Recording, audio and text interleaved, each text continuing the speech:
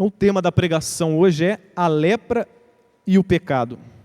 Evangelho de Lucas, capítulo 5, verso 12.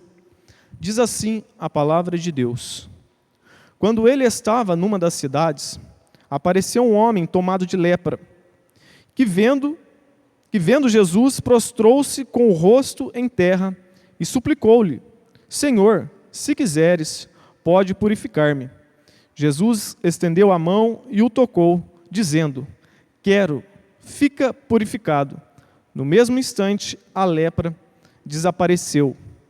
Ele então lhe ordenou que a ninguém contasse isso, e disse-lhe: Mas vai, mostra-te ao sacerdote, e oferece pela tua purificação o que Moisés determinou, para que isso lhe sirva de testemunho. A sua fama, porém, se espalhava cada vez mais, e grandes multidões se ajuntavam para ouvi-lo e serem curadas de suas doenças. Mas ele se retirava para lugares desertos e ali orava. A lepra, naquela época, era uma doença terrível, era uma doença de pele terrível. E essa doença ela não tinha cura. Ela começava com uma mancha, mais tarde se transformava em uma ferida, em uma úlcera. E frequentemente, essa ferida, essa úlcera, essa mancha infeccionava.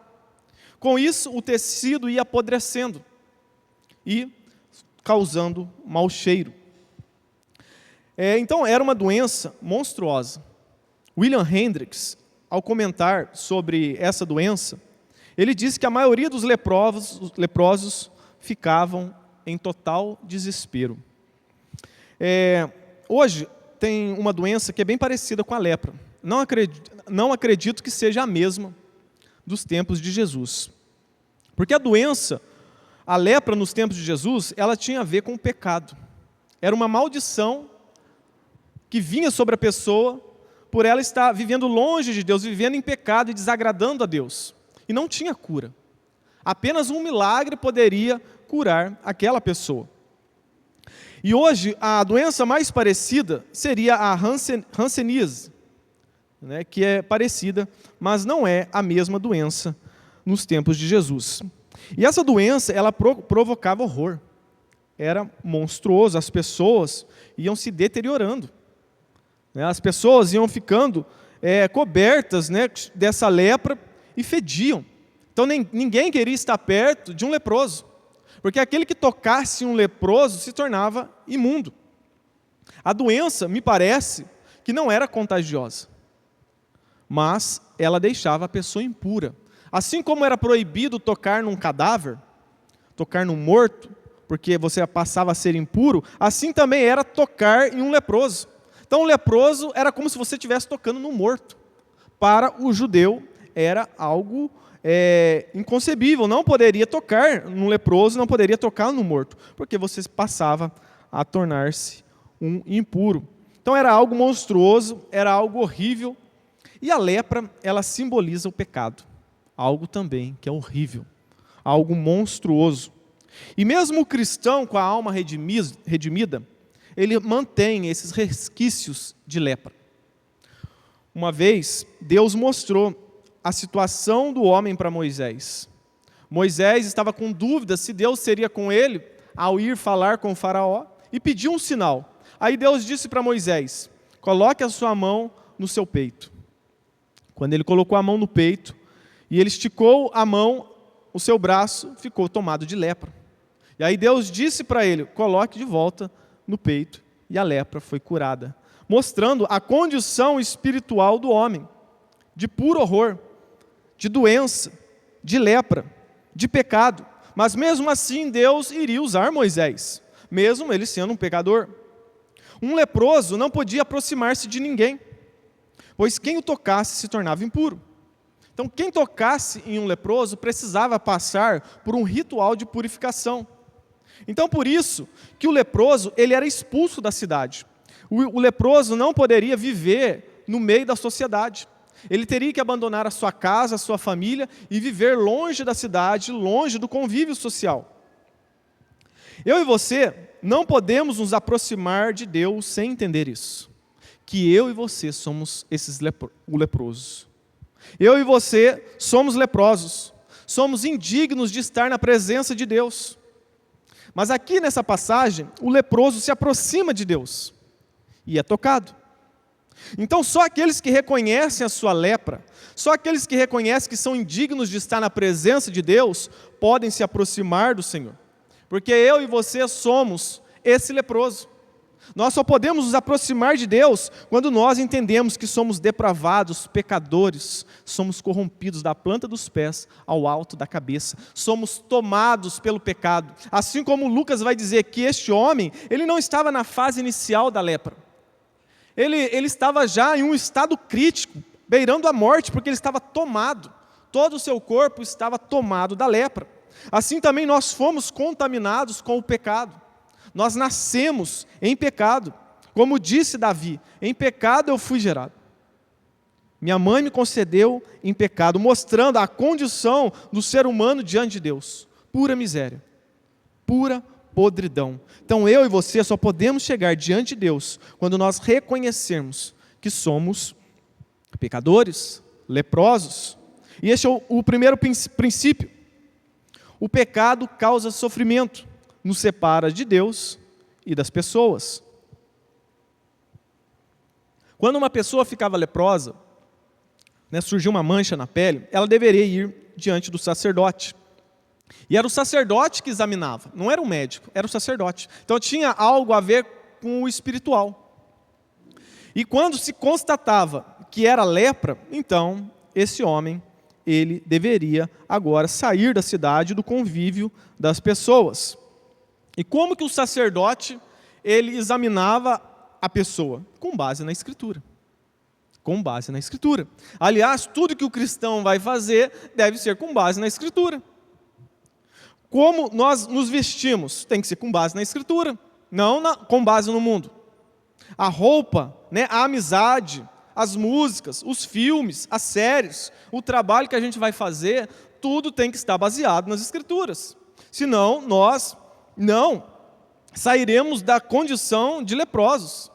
Estaremos sendo inimigos de Deus. Como Tiago vai dizer, aquele que quer ser amigo do mundo constitui-se inimigo de Deus. Então, na vida cristã, tudo deve ser baseado na palavra. E é assim que os sacerdotes examinavam uma pessoa que pudesse estar com lepra. Isso está relatado lá em Levíticos. Lá no verso 13, 45, fala um pouco disso. Depois, na sua casa, você pode ler mais sobre o assunto. Lá diz assim, o sacerdote o examinará, e se o pelo da mancha tiver tornado branco, e ela parecer mais profunda que a pele, é lepra que brotou na queimadura. Portanto, o sacerdote o declarará impura. É caso de lepra. Então a lepra também, ela chegava a ficar na carne viva. A lepra era algo humilhante.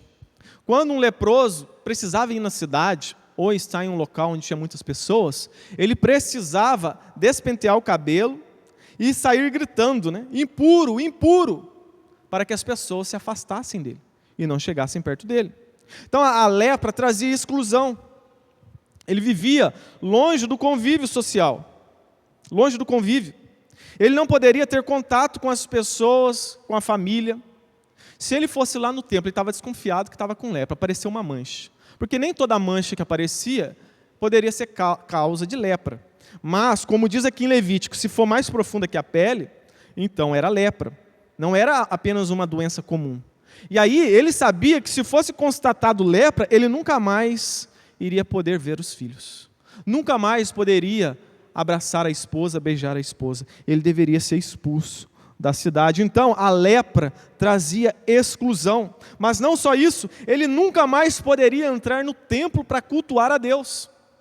Então, a lepra, que representa o pecado, nos afasta das pessoas e nos afasta de Deus. É algo terrível. Se os 2 mandamentos se resumem a amar a Deus e ao próximo, o leproso estava fadado ao fracasso. E é exatamente isso que a lepra nos causa. O pecado nos causa sofrimento e nos separa de Deus e das pessoas. O amor é a razão da existência do ser humano. É o amor. Amar a Deus e amar ao próximo. E o pecado, ele nos priva disso. É o pecado que acaba com a família. É o pecado que destrói o casamento. É o pecado que destrói o relacionamento de pai com filho. É o pecado que nos conduz ao inferno e à condenação eterna. Então o pecado representa a lepra, algo monstruoso, algo terrível. Uma das características da lepra também é a perca da sensibilidade. O leproso, com o passar do tempo, com o agravamento da doença, ele ia perdendo a sensibilidade. Ele ficava insensível. Assim é o pecado na vida do ser humano. Nos torna insensíveis a Deus, às pessoas e ao mundo vindouro. Você vê as pessoas aí, estão hoje, final de ano, né, estão quebrando tudo. Usando droga, se prostituindo, não estão nem um pouco preocupados com a vida eterna. De abusar ali, né, na droga, tomar e morrer de overdose. E parar no colo do capeta. Não estão nem um pouco preocupados. Porque estão insensíveis. O pecado nos torna insensíveis. O propósito da vida não é ter um carro, mas a companhia. Quando você compra um carro, você quer trazer um conforto para a família, carregar as pessoas que ama. Então, para estar mais próximo da família. Agora, quando nós perdemos o foco, o pecado faz isso, né, nos faz perder o foco do que é mais importante. Nós perdemos Deus, nós perdemos o amor, nós perdemos a família e as pessoas. Por exemplo, muitas pessoas fazem loucuras para comprar um carro, para ficar rico, né, para comprar uma casa. E no final, elas perdem a família e a comunhão com Deus. Porque o pecado deixou elas insensíveis.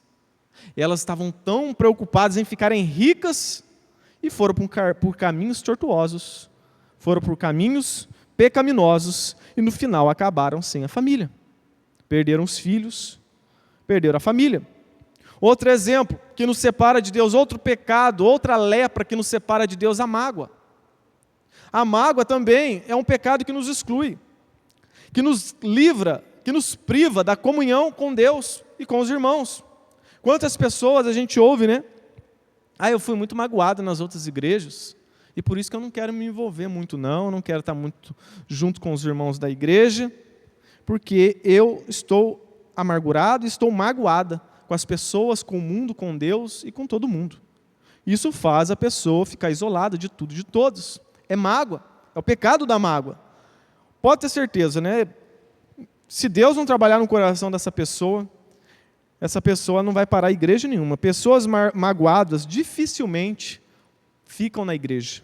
Elas sempre estão mudando de igreja, porque elas se magoam e não perdoam. Outro pecado que nos separa de Deus, outra lepra. O homem e a mulher que quer dormir com diversas pessoas. Cada noite ele quer sair com uma pessoa diferente. É o amante dos prazeres. Na maioria das vezes, as pessoas que vivem desta forma passam, no final da vida, numa cama, dormindo sozinho, sem ninguém. Nós vemos muito isso. Uma vez, um jogador de futebol conhecido, chamado Heleno, ele era famoso, mas ele gostava da noitada, ele gostava de sair com inúmeras mulheres, e ele terminou a sua vida no hospício, com sífilis, comendo papel e rasgando as roupas com o dente, e foi achado morto, lá no hospício. O seu biógrafo disse: Heleno é uma história atemporal de jogadores que se perdem por questões, seja de drogas, doenças e noitadas. Ficou lá sozinho, abandonado, no hospício. É o pecado, a lepra. Por exemplo, quantas pessoas que, por ter vivido uma vida de prostituição, foram acometidas de AIDS e terminam as suas vidas isoladas, longe da família, longe de tudo e de todos. Às vezes a pessoa ela morre não por conta da doença, ela morre de desgosto, porque ninguém quer ter contato mais com ela. Nem os parentes vão lá visitá-la e ela morre de desgosto. Mas a pior separação que o pecado, a lepra nos traz, é a nossa separação com Deus.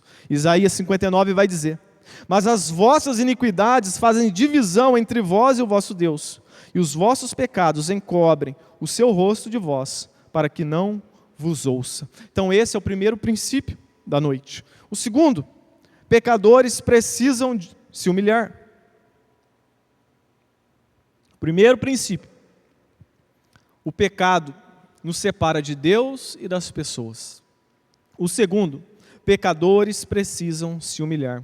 No verso 12 vai dizer: prostrou-se com o rosto em terra e suplicou-lhe: Senhor, se quiseres, pode purificar-me.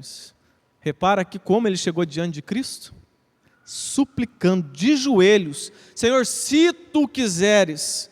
O leproso não chegou dizendo: eu decreto, eu determino, o Senhor tem que fazer na minha vida. Não, leprosos não chegam assim diante de Deus. Leprosos não determinam. Leprosos suplicam, imploram, clamam por misericórdia. Leprosos se humilham diante do Rei dos Reis e Senhor dos Senhores. Não é isso que nós temos visto em inúmeras falsas igrejas, principalmente as neopentecostais? Ensinam as pessoas a determinar, a colocar Deus contra a parede e exigir o que elas merecem.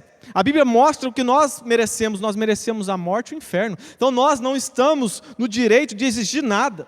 Nós somos leprosos, podres, fedorentos. Não estamos na condição de exigir nada de Deus. Pelo contrário, nós estamos numa condição de pura miséria, de se humilhar, pôr a boca no pó e pedir misericórdia, Senhor. Foi assim que este homem fez diante de Cristo, suplicou, implorou. Um exemplo disso, de que o homem deve implorar pela misericórdia, está relatado na história de Elias.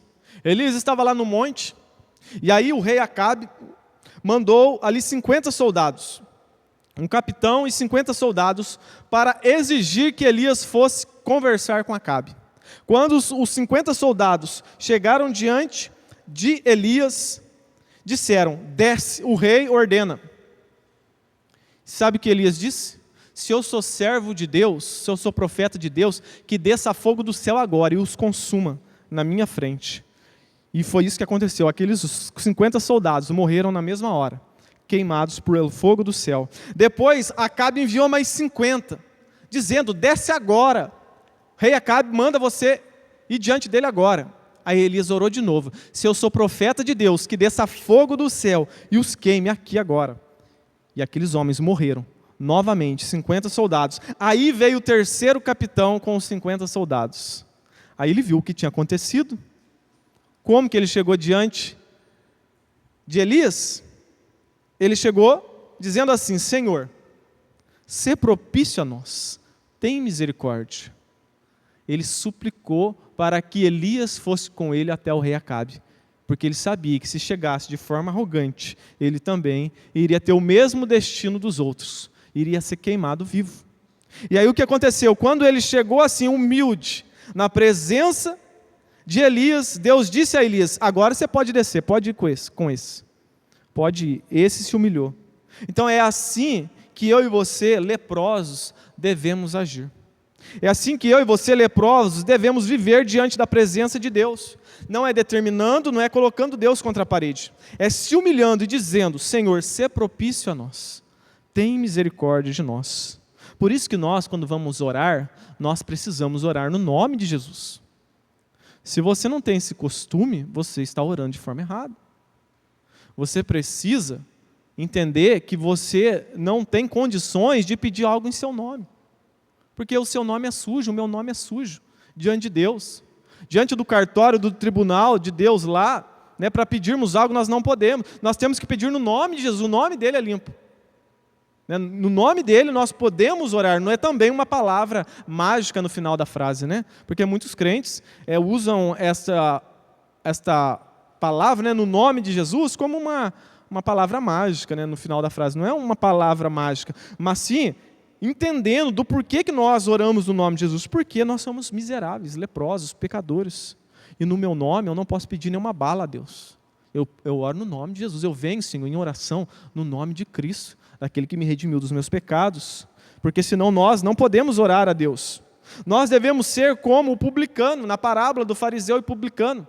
O publicano, ele se vangloriava, ele dizia: Senhor, graças te dou, porque eu não sou como esse publicano pecador. E ele achava que era merecedor de algo. Porém, o publicano, diz a parábola, que ele nem levantava a cabeça para o céu, porque ele entendia que era miserável, pecador. E é desse que Deus se agradou, do publicano. A mesma coisa acontece quando aquela mulher cirofenícia, que tinha uma filha endemoniada, foi conversar com Jesus, foi pedir para Jesus, foi clamar pela filha. Como que ela chegou? Senhor, o Senhor precisa fazer algo na minha vida, na vida da minha filha. Não, não foi assim.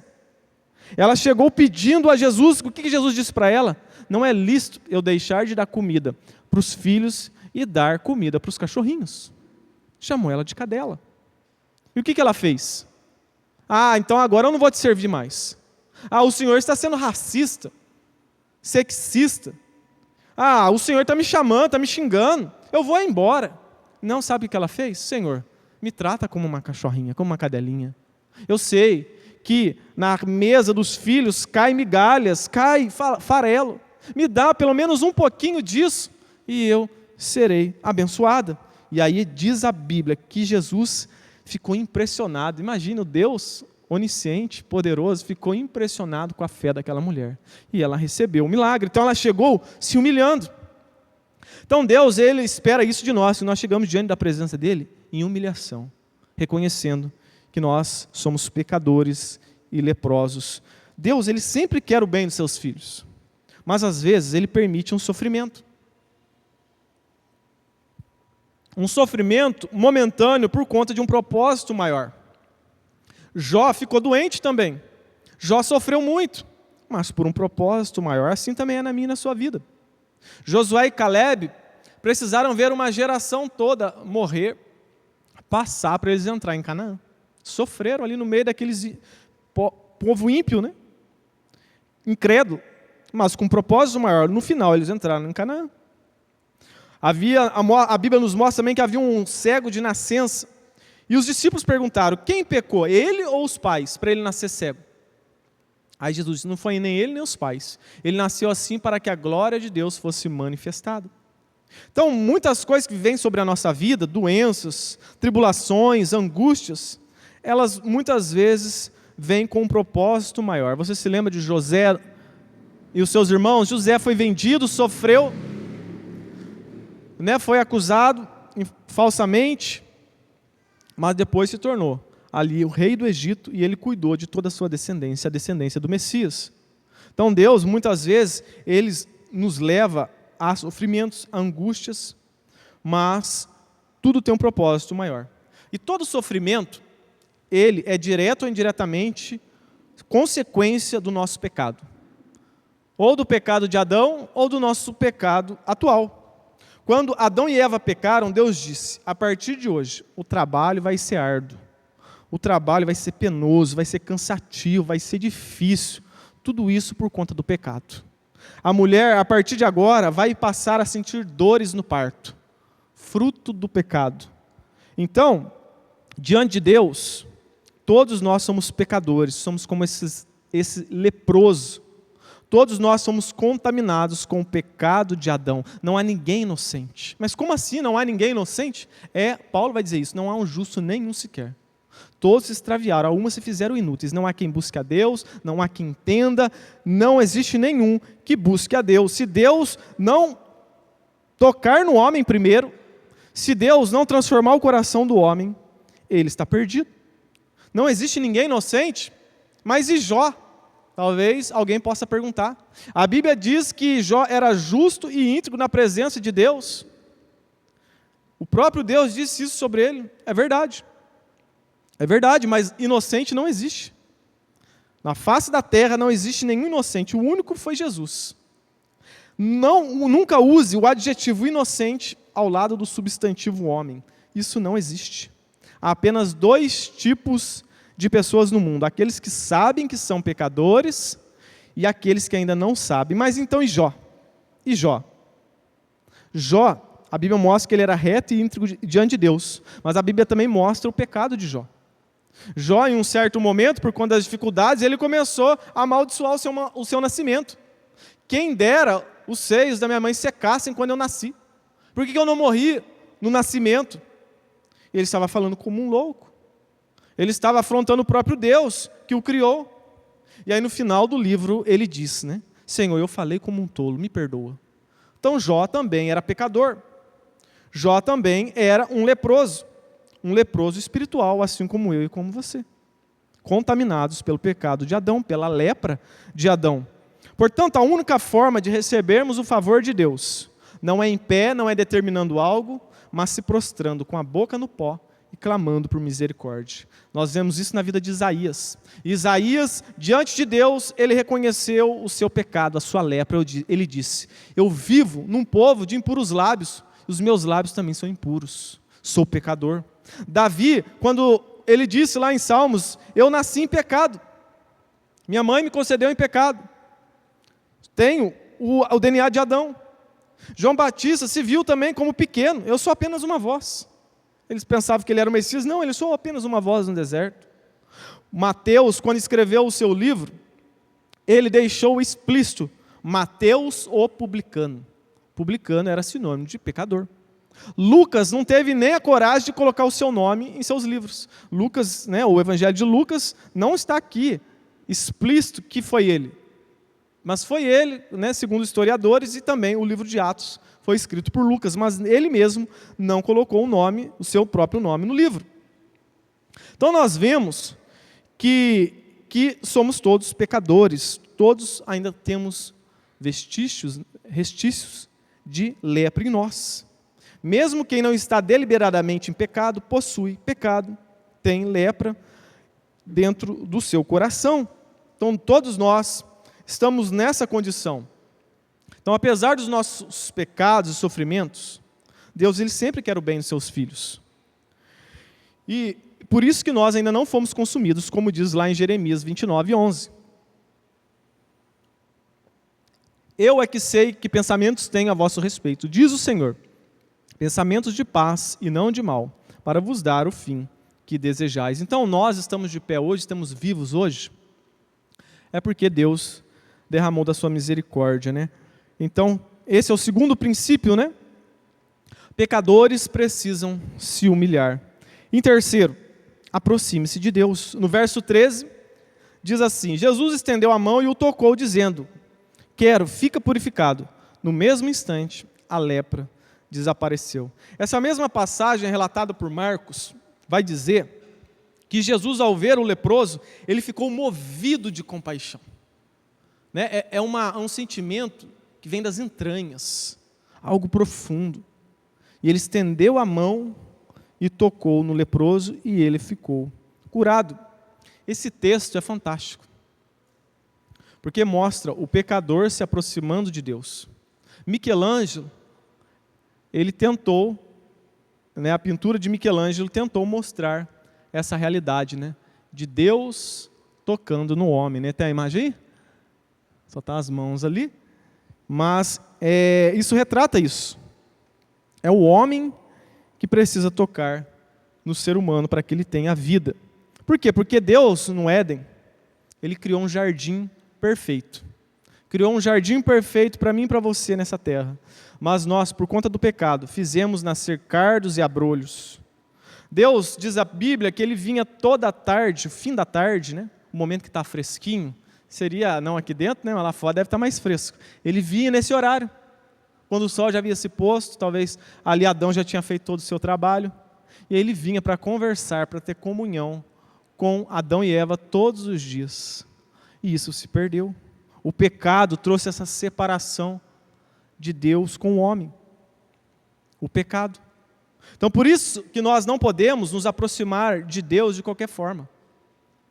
Por isso que nós não podemos apresentar diante dele com irreverência, como se nada tivesse acontecido. O nosso pecado foi grave. O nosso pecado é grave. Fere a santidade de Deus, um Deus que é santo, santo, santo, eterno e poderoso. O nosso pecado não é coisa pequena. A nossa lepra é coisa horrível diante dos olhos de Deus. Nós às vezes temos dificuldade de entender isso. A gente peca e acha que é normal. A gente peca todo dia e acha que isso não desagrada a Deus. É algo pequeno. Para Deus é horrível, é monstruoso, é como a lepra.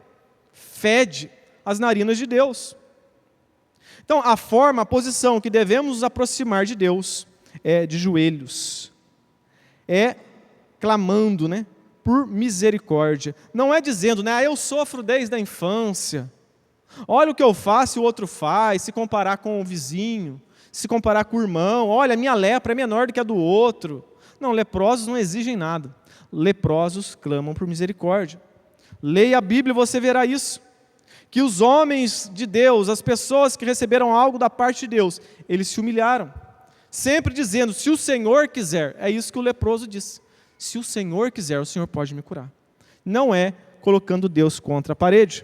Não foi isso que disse Sadraque, Mesaque e Abidnego lá na fornalha? Foi dada a ordem que todo mundo deveria se dobrar diante da estátua. Eles disseram, nós não iremos dobrar diante da estátua. Aí o rei disse, então vocês serão jogados na fornalha. Orem ao seu Deus. E aí eles disseram, se o nosso Deus, o nosso Senhor quiser salvar, amém. Se Ele não quiser salvar, nós seremos lançados dentro da fornalha. Se Ele quiser, amém. Se Ele não quiser, Ele continua sendo Deus. Então, como pode um homem leproso como esse se aproximar de Deus? Isso só acontece no cristianismo. Só na fé cristã nós vemos isso. Na fé cristã, você não se cura primeiro, você não se purifica primeiro para chegar a Deus. Na fé cristã, você clama por misericórdia. E aí então, Ele vem e toca na sua lepra. Ele vem e toca no seu pecado e purifica o meu e o seu pecado. Essa é a diferença do cristianismo para todas as outras religiões e inúmeras igrejas evangélicas. Porque em inúmeras igrejas evangélicas é ensinado que você precisa se tornar uma pessoa boa, você tem que parar de fumar, você tem que parar de beber, então para você se tornar um cristão. Na fé cristã é o contrário. Você tem que clamar por misericórdia. Senhor, me livra desse vício, me livra desse pecado. Eu estou aqui diante da tua presença clamando por misericórdia. Tem compaixão de mim. Eu não tenho forças de lutar contra o vício, de lutar contra a prostituição. Mas, Senhor, se o Senhor agir, se o Senhor me tocar, eu serei curado. Foi isso que esse leproso disse. Na fé cristã é assim. Nós clamamos por misericórdia, então recebemos o toque de Deus. Nas outras religiões é diferente. Você precisa ir a Meca. Você precisa orar 3 vezes ao dia virado para Meca. Você precisa fazer boas obras, precisa guardar o sábado, deixar de comer carne de porco. Você precisa dar cesta básica, precisa estar andando direitinho, porque senão você perde a salvação. Na fé cristã é diferente. Na fé cristã nós reconhecemos que somos indignos de entrar no céu, que as minhas boas obras são como trapos de imundície, que só pela obra de Cristo eu posso entrar no céu. Eu não tenho méritos nenhum para entrar no céu. Só entro por conta dos méritos de Cristo. Então, a fé cristã é única. A fé cristã é diferente de todas as outras. E o leproso, ele entendeu que Jesus era misericordioso. Por isso que ele saiu e foi até a multidão. Porque ele poderia morrer. As pessoas poderiam apedrejá-lo. Ainda mais na situação que ele estava. Coberto de lepra. As pessoas, ao verem ele, aquela multidão, poderia matá-lo. Por ele estar chegando perto da multidão. Mas ele sabia quem Jesus era, que Jesus era misericordioso. A fama de Jesus chegou aos seus ouvidos. E ele entendeu que, se ele estava vivo, ainda havia esperança. E aí ele vivenciou isso, né? Ele talvez disse, né? Se eu ainda estou vivo, ainda tenho esperança. Como diz lá em Lamentações 3:22, as misericórdias do Senhor são a causa de não sermos consumidos. Se ele não estava morto ainda, é porque Deus tinha dado mais um dia a misericórdia chegou sobre a vida dele. E em quarto lugar, o leproso torna-se testemunha. Já estou encerrando. Verso 14.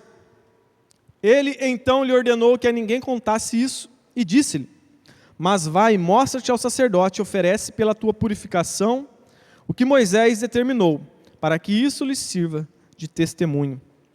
Então Jesus disse para que ele não contasse para ninguém que foi curado, mas primeiro ele deveria apresentar-se ao sacerdote como ordenava a lei de Moisés. Aqui há muita divergência sobre o texto, né, sobre a interpretação desse texto. Alguns entendem que Jesus não queria ser conhecido por milagres, né? Ele não queria que o seu ministério fosse centrado em milagres.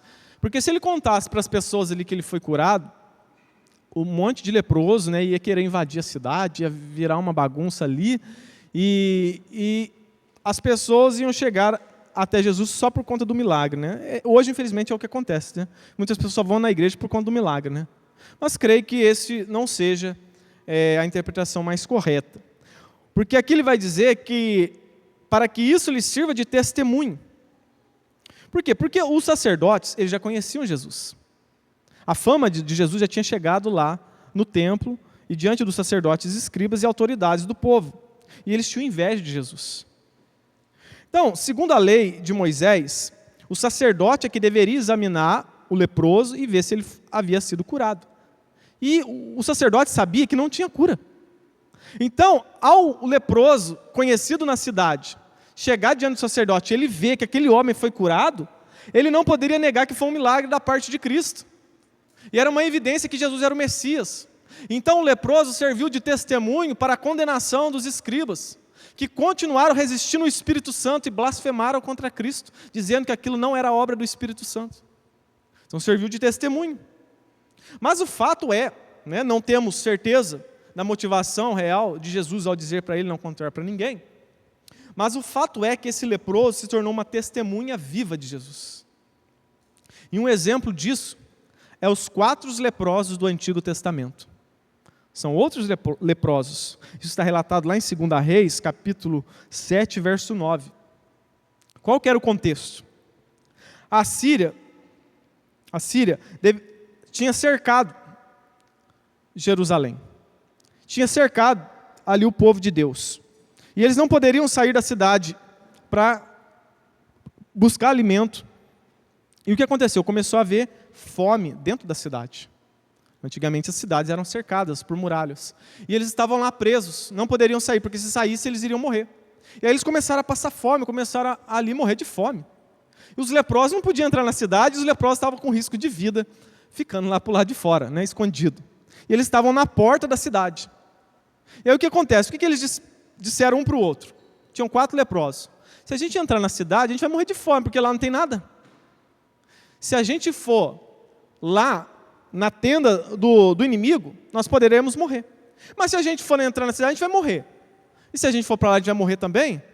Então, pelo menos vamos lá, vai que os inimigos têm compaixão de nós, não nos mate, então viveremos. Se não, morreremos. E aí o que aconteceu? A Bíblia diz que eles estavam todos acampados em tendas, lá com seus cavalos, ouro, prata, comida, estava tudo lá. Os inimigos. E aí a Bíblia diz que Deus, ele fez um barulho de guerra, de cavalos, de soldados.